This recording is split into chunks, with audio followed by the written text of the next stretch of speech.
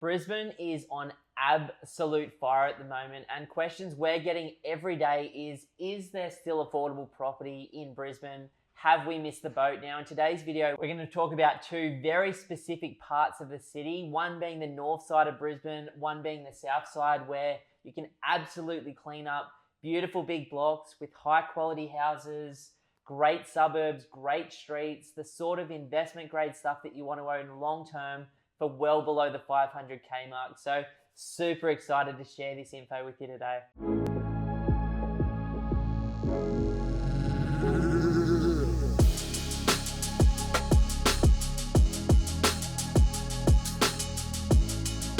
So Simon, you've recently bought property on the north side and the south side of Brisbane. Let's talk about the north side first, man. Like, what are some of the big rocks up there that make it look interesting for people with a 500k or below budget? Seriously, there's still so much value up in the north side, and you know the good thing is about these areas where we are looking around that 500k's, you are well and truly below the median house price, but the demographics and all of these key performance indicators look absolutely amazing. So some things that I love the most about North Brizzy is the amount of upgrades that have been going on over the last 10 years to the M1 to get in and out of the city, and also the Gympie arterial road as well. So just extending those highways, making them a little bit more accessible, because obviously we're seeing a massive increase in population and we need to make sure that we've got the infrastructure to support that without there getting too much congestion.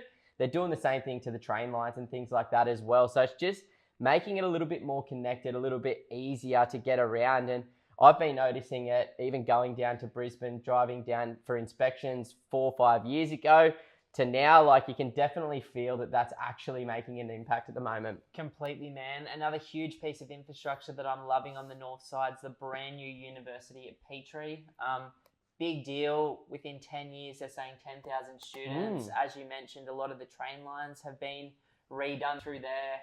Incredibly high quality school catchment areas as well. You know, in terms of the jobs up in North Brisbane, which is always important. You've got an infrastructure and construction boom, the likes of we've never seen, or not since all the guys came back from World War II. You've got extremely good demographics, as you mentioned, more wealthier people, people's incomes growing in the areas. I think rents in North Brisbane this time last year were about 14% below where they are today, like a 14% spike in rents. Vacancy rates are through the floor, like in most areas below 2%, which is incredible. It's just crazy. And, you know, when we're talking about a 500k purchase in North Brizzy, nowadays with the short-term growth, you're realistically looking about 25, 30 kilometres at least as the crow flies to the Brisbane CBD. So don't go out there wasting your time looking in a Chermside or something like that, because you definitely missed the boat there, unfortunately. You missed the boat, but you haven't missed the boat on those areas that are just that slightly little bit further. What I like up there as well is the gentrification that's occurring at the moment. You look at areas like Bray Park, Strathpine, that are going through a massive gentrification phase at the moment. Even like a Kalanga, North Lakes, Moray Field, Burpengary, these areas really gentrifying. But my favourite area that's gentrified the most, which is a really epic lifestyle factor for the north side, is that Redcliffe Peninsula and around Brighton Sandgate area, because you know, 10, 15 years ago, it's a bit of a ghetto down there. I mean, up there, it was a bit of a ghetto. You probably, you know, had 50% renters, far more housing commission, much lower average household incomes. But now we're starting to see that shift, especially in certain suburbs up there, which is really making that change. We've seen the upgrades to some of the railway lines as well, which has made these places more accessible to the city, so that it becomes easier for people to want to justify actually living out there as well. You're so spot on, man. Like 5 years ago when we were buying the likes of Redcliffe, we were picking up houses for 300 to 400k that are now selling for 700-800 grand. And as they've become expensive and the CBD's become expensive, as per Jeremy Shepherd's data from DSR, when he looked at the Sydney example, over the course of a cycle, the longer we go through it, the more chance those neighbouring suburbs and as the domino falls out, or as it spreads from the CBD and the beaches price gains, these areas below 500k have great potential to lift in value. Hell yeah. And Heron Todd White backed that up in one of their recent reports, where they were talking about Brisbane being basically the epitome of the ripple effect. It's like CBD goes first and then it ripples out from there. And we've been seeing that over the last 4 years where you've got areas closer to the city performing really well, really close to the beach performing well. And we're starting to see that spread just that little bit further out from the city. No, I love it, man. Like around the university there, around Peachtree, like a couple of years ago, you were buying places for 400 that are now worth 550 to 600. Same around back from the beach, like your Rothwells that were 300k joints that are now 600.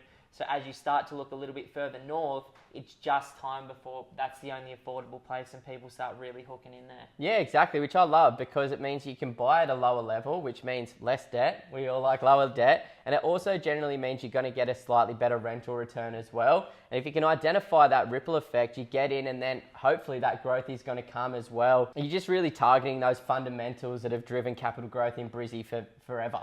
Absolutely, man. And when you're up there, you know, we don't want you buying on the main roads right next to the cemeteries or the big shopping centres. We want you to be applying fundamentals that we've talked about online and in other videos at our YouTube channel, pumpedonproperty.com. You can also check out the podcast as well to find out more about that fundamentals of investing. But let's talk south side for a moment now. Yeah, so I've just picked up a property myself down on the south side in Brizzy, about 24, 25 kilometres from the CBD. Just under 500k.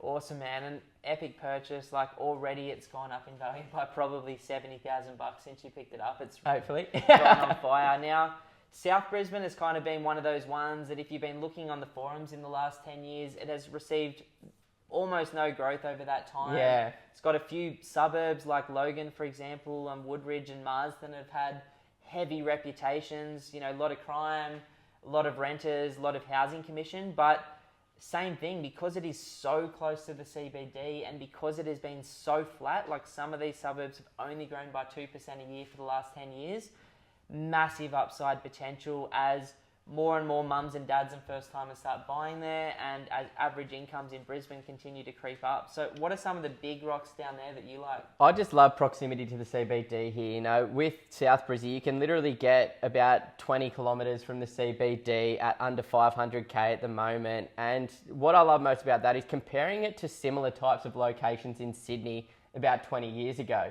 You know, you could buy in areas like Padstow, you know, like Hurstville and these types of locations that had a bit of a stigma to them as well, weren't the best areas, but because they're so close to the city, because they're so accessible, that capital growth naturally came anyway. So I really love that you can get just that little bit closer to the city in these areas and you can really get some amazing cash flow returns as well. The cash flow down there is off the hook. Again, the vacancy rates are low. There's plenty of incredibly good pockets in every one of these suburbs once you start reducing the stigma down to, okay, well, what does this suburb truly look like? You've got the M1, which gets you to the Gold Coast from these suburbs within about 30 minutes to a surfing beach, 35 minutes up the road to the CBD, huge local job market. You've got Griffith University with 6 campuses in southeast Queensland, 40,000 students a year. Like, that's as big as the University of Wollongong in Sydney. Yeah, there's good lifestyle factors down there as well. Like, it's only a short drive, like 15, 20 minutes to get over to the Bayside as well.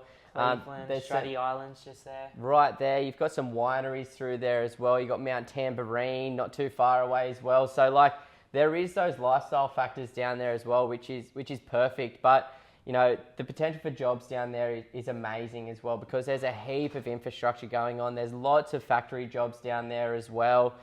You've got the airport, which is right nearby too, but CBD is just so close still that it's like, you know, you can have families that live in suburbia 20, 30 kilometres from the city, but easy, nice, close, connected to the CBD. You know, we've picked up properties in the 300s, 400s, 500k ranges in these suburbs recently with incredibly good rent returns, really supportive local government, just a positive for the area. And then if you start to like Google and have a look at what people are saying about the coming Olympic Games, North Brisbane, South Brisbane in terms of infrastructure, jobs, construction is all going to benefit off the back of this extra money. So we just wanted you to know that, you know, there are 2 top picks, North and South Brizzy at the moment for the sure. sub 500 mark. You know, you look out to the west, there's plenty of options there, but there's just a lot of land to be developed still. So, you know, we prefer to hug closer to the coastline if possible. And when you can still get into these areas for 500k, you just want to get the most bang for your buck. You want to try and, capitalize on the best opportunity for that particular money. And that's why we like both of these locations just as much as one another long term. Now, for those of you that like Brizzy, Simon and myself have helped our clients buy over $250 million worth of property in Brizzy in the last 5 or 6 years. Crazy. We'd love the opportunity to share some of that local market knowledge with you guys if you're seriously looking at it. Jump over to the website if you're seriously considering buying and you're in a position to borrow money, and type in www.pumpedonproperty.com.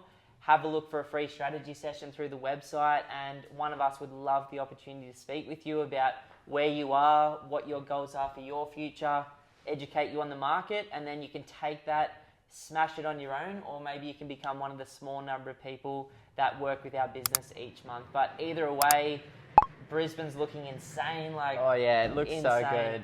We've done lots of videos on Brisbane as well, different pockets to invest in at different price points and different strategies that you can implement. So have a scroll through the YouTube channel, guys, and check it out. Please subscribe as well, because we're trying to give you that inside knowledge into Brizzy at the moment, so you can make safer, smarter, more confident decisions for your next purchase as well. Love it, bro. Thank you. You. Sweaty. So sweaty.